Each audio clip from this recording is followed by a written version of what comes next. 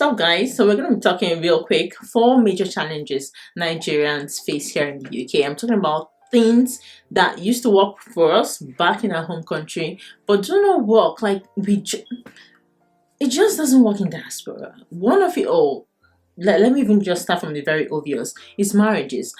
You see, marriages here in diaspora seem to be something that doesn't work for our people compared to, does it work for the indigenes? Does it work for people of other races? We really haven't gone into their community to check. But to be honest, in our community, we find that marriages work better back in our home country than here.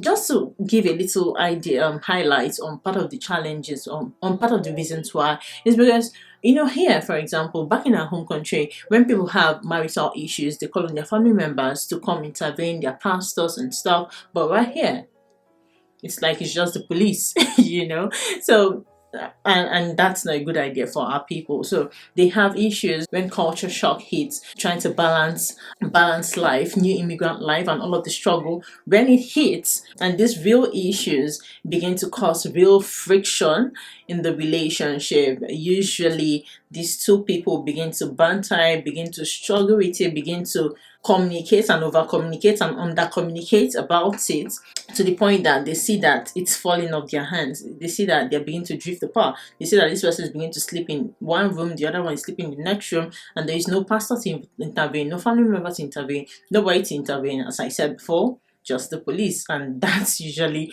the straw that breaks the camel's back. Another challenge I see Nigerians face here, in diaspora, like here the UK, is parenting. I find that compared to our home country, people, they say it takes a village to raise a child. Yeah, right here, ain't nobody raising your child for you, because even the schools, the environment, be like, oh, everybody's minding your business if your child does anyhow. And then it makes certain kind of parents, like the ones who are not very grounded, I'll say, who lack some level of personal discipline, feel that the children, they can behave however it is the kids are behaving. It's like they're confused. They really do not know how to come in, because they have this mentality based on what they've heard around that, oh, you don't flog children in this country. The Igbo ones will say,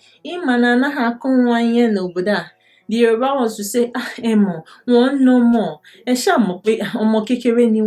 One no more nílùú yìí.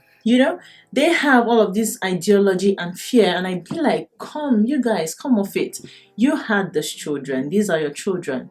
Why are you, even if they say do not flog kids, what I guess what the system is trying to say is do not abuse your children, in the sense of, we know how thorough and unreasonable some parents can be in being extreme with hitting their children with unthinkable objects, shoes, throwing things, objects, harmful things on their children. That's clearly abuse. So given those laws are put in place to help sanity, which is put in place to help parents devise more reasonable methods of raising their children and cautioning them, these persons take it verbatim and be like, oh, don't flog the kids, and then their children will go out there being nuisance. It's ridiculous, it's crazy. I think at the end of the day, it's just balance. Some of these, I'll call them ignorant, and I'll call them kind of like illiterate parents, not being able to balance out parenting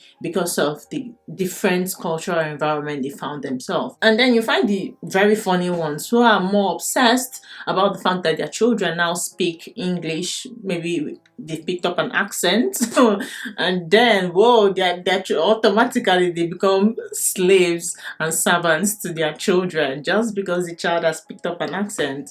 It's crazy. My people, you see, parenting here in diaspora, it's very dicey for my people. It's very dicey for Nigerians. And then something else I find very challenging for Nigerians in diaspora, even here in the UK, is career choice.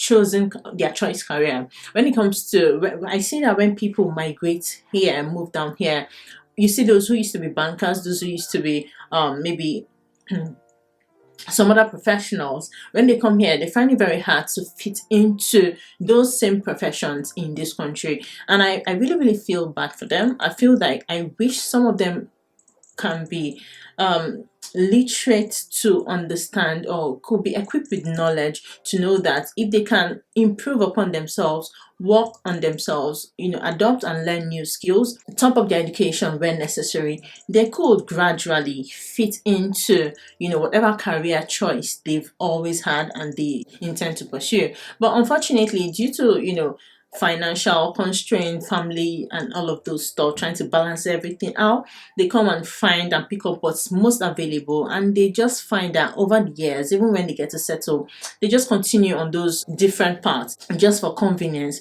just because it works and just because it pays the bills. And then finally, to wrap it up, is religion. I find that when my people land here, I'm talking about Nigerians, things that used to work back home that doesn't work here for them anymore. Once they land here, you see their religion. Many of them leave it at the airport. They leave it at Heathrow. Or at Muritala Muhammad, they leave it at Heathrow, because while they're in the plane, they still have their religion, they pray and all of that, asking God for help. But once they land here and the cold hits their head and the bus comes to pick them and everything is working, religion in the mud.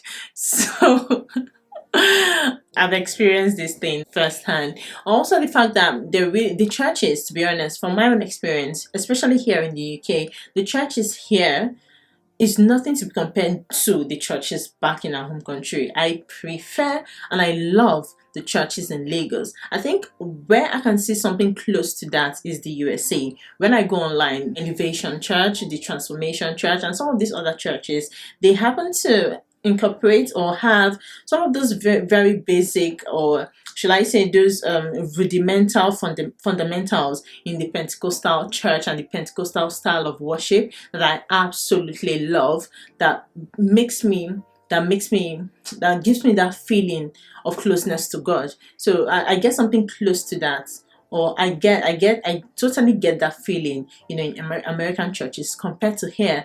The churches here are more orthodoxy, more, you know what I'm saying? And yeah, so I get to see that, yeah, many of the people, once our people land here, they really don't go to church like that. The ones who go to the Muslims, they hardly go to mosques like that. Some of them go, but I see it's toned down. To be honest, it's toned down compared to when we are back there.